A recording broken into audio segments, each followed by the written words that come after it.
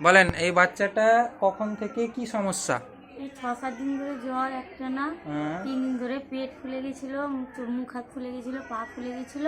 আচ্ছা, আর তারপরে একদিন ছাড়া এই একদিন আগে কান দিয়ে পুঁজ বাড়াতে শুরু। ডান কান দিয়ে? ডান কান দিয়ে। আর কাশি ঠান্ডা লাগা? কাশি ঠান্ডা লাগে, শ্বাস থেকে ঠান্ডা লাগে। কদিন থেকে?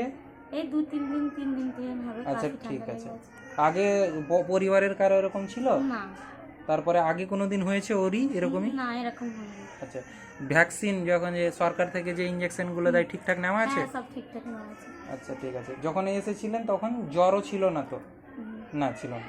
ঠিক আছে। জ্বর কদিন খুব ছিল, তারপরে কমে যে ভর্তি হওয়ার পর থেকে আর নেই? ঠিক আছে। আচ্ছা, আপনি যে বলছেন মুখ ফোলা, আমরা কিন্তু দেখিনি মুখ ফোলা, ঠিক আছে? এরকমই আমাদের মনে হচ্ছে নর্মাল, হালকা এটা ফোলা দেখতে পাচ্ছি। তো আপনি কি বলছেন যে আরো শুকনো ছিল এরকম নাকি? একটু ফুলে গিয়েছিল। আচ্ছা, ঠিক আছে।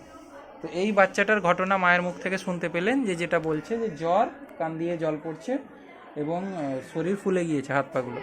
তো এই জিনিসটা সাধারণত কোনো ব্যাকটেরিয়াল ইনফেকশন, স্টাফাইলোককাস অরিয়াস বলে আছে, তার দরুন হতে পারে। এই বাচ্চার ক্ষেত্রে সেই সমস্যাটা কি হয়েছে, এই বাচ্চার ক্ষেত্রে ঠান্ডা লাগার সাথে সাথে ওটা রক্তে ছড়ানোর মাধ্যমে কিডনিকেও এফেক্ট করেছে মনে হচ্ছে।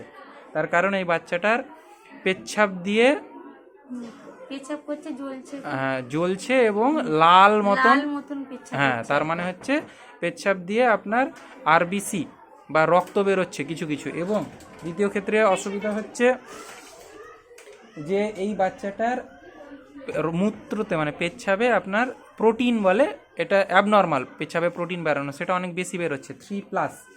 তো যখন কোনো ইনফেকশন হয় এমন হয়। কিডনির ক্ষেত্রে কি হয়, প্রেসার বেশি আছে, কিডনিতে চাপ পড়ার দরুন প্রেসার, এই রকম বাচ্চার প্রেসার খুব কম থাকা উচিত, 70/, মানে 80/60 এরকম টাইপের, কিন্তু এর হয়ে আছে 140/90। তো পুরো জিনিসটাই ইনফেকশনের জন্য হয়েছে। আমরা আপাতত এখানে যে অ্যামক্সিসিলিন ইঞ্জেকশন হয় সেগুলো দিচ্ছি, তার সাথে সাথে আরও যা যা প্রয়োজনীয় সেগুলো করছি। আশা করছি সম্পূর্ণ সেরে যাবে। এই অসুখটা হচ্ছে সম্পূর্ণ সারানোযোগ্য, কিন্তু অসুবিধা হচ্ছে যে বাবা মায়ের গাফিলতি বা পরিবারের লোকের গাফিলতির জন্য যখন বারবার এই একই রকমের অসুখ হয়, তখন অসুখটা একটা সমস্যার পর্যায়ে চলে যায়। তাই আমি আপনাদেরকে যেটা বলবো যে বাচ্চাদের ক্ষেত্রে এমন হলে বারবার ঠান্ডা লাগতে না দেওয়া। তো সেটার জন্য পরিষ্কার পরিচ্ছন্নতা যতদূর পারা যায়। 2 নম্বর হচ্ছে বাচ্চাকে সুষ্ঠু পরিমাণে প্রোটিন জাতীয় খাবার, যেমন ডিম খাওয়ানো যেতে পারে, ডাল খাওয়ানো যেতে পারে, ঠিক আছে? এই খাবারগুলো খাওয়ানোর মাধ্যমে বাচ্চাকে শক্তিশালী করা ভিতর থেকে, এবং যথেষ্ট পরামর্শ নেওয়া। সেখান থেকে এই যে আমরা অ্যান্টিবায়োটিক হট করে খেয়ে নিই, 3 দিন খেলাম, 5 দিন খেলাম না, যা ইচ্ছা করলাম, সস্তায় পাওয়া যাচ্ছে, ডাক্তার দেখালাম না, ভিজিট দেওয়া দরকার পড়ছে না, দোকান থেকে নিয়ে নিলাম।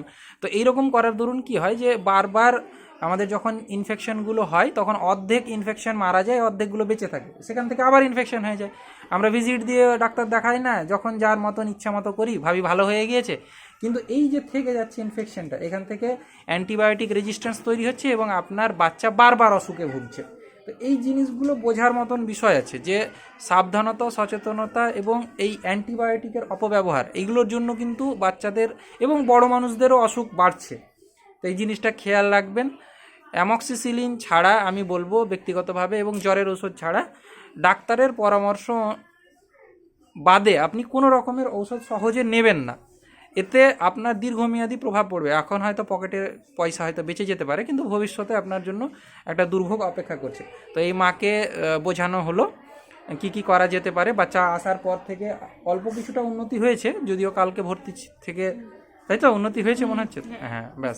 তো এই জিনিসটাই বোঝানোর বিষয়, যে খেয়াল রাখবেন নিজের বাচ্চা, নিজের শরীর। আমরা শুধুমাত্র পরামর্শদাতা। ভালো থাকবেন, সুস্থ থাকবেন।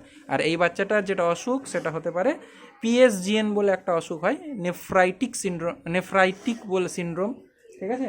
নেফ্রোটিক নয় কিন্তু, নেফ্রাইটিক। জিনিসটা মাথায় রাখার মতো।